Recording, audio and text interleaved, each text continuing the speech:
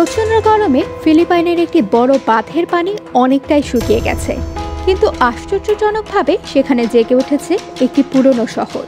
1970 সালে সেখানে বাঁধ তৈরি করার ফলে পান্তাবাঙ্গন নামের শহরটি পানির নিচে তলিয়ে যায়, কিন্তু শুষ্ক আবহাওয়ায় বাঁধের পানি শুকিয়ে গেলে শহরটি দৃশ্যমান হয়, যা এক বিরল ঘটনা। ফিলিপাইনের অর্ধেক অংশই এখন খরার সম্মুখীন। এল নিনোর প্রভাবে সেখানে গরমের তীব্রতা বেড়েছে, এতে জলাধারের পানিও শুকিয়ে যাচ্ছে।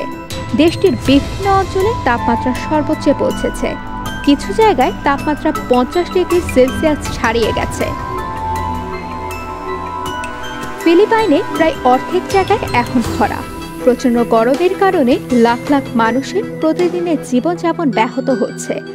বন্ধ রাখা হয়েছে স্কুল, চাকরিজীবীদের কর্মস্থলে না গিয়ে বাড়ি থেকে কাজ করার পরামর্শ দেওয়া হয়েছে।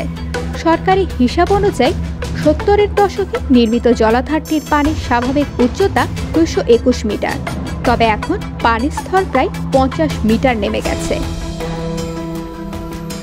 ফিলিপাইনে এখন উষ্ণ এবং শুষ্ক ঋতুর মাঝামাঝি সময় চলছে।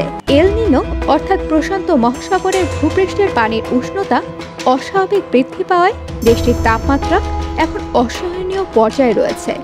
দেশটির সমগ্র পূর্ব উপকূল প্রশান্ত মহাসাগরের মুখোমুখি অবস্থিত। রাষ্ট্রীয় আবহাওয়া বিষয়ক কর্তৃপক্ষ পাগাসার আবহাওয়াবিদ বেনিসন এস্তারেজা আভাস দিয়েছেন, সামনের দিনগুলোতে গরম আরও বাড়তে পারে। জলবায়ু পরিবর্তনের প্রভাবে যেসব দেশ সবচেয়ে বেশি ঝুঁকিতে আছে তার একটি ফিলিপাইন। বর্ষাকালে যেখানে শক্তিশালী ঝড়ো আঘাত হানে। 2013 সালে ফিলিপাইনের শক্তিশালী সুপার টাইফুন হাইওয়ান আঘাত হেনেছিল, যা দেশটির ইতিহাসে সবচেয়ে শক্তিশালী ঘূর্ণিঝড়গুলোর একটি। প্রকৌশলী মার্লন পালাদিন বলে, বৃষ্টি না হয় গত মার্চ মাস থেকে ডুবে থাকা শহরটির ধ্বংসাবশেষ দৃশ্যমান হতে শুরু করে।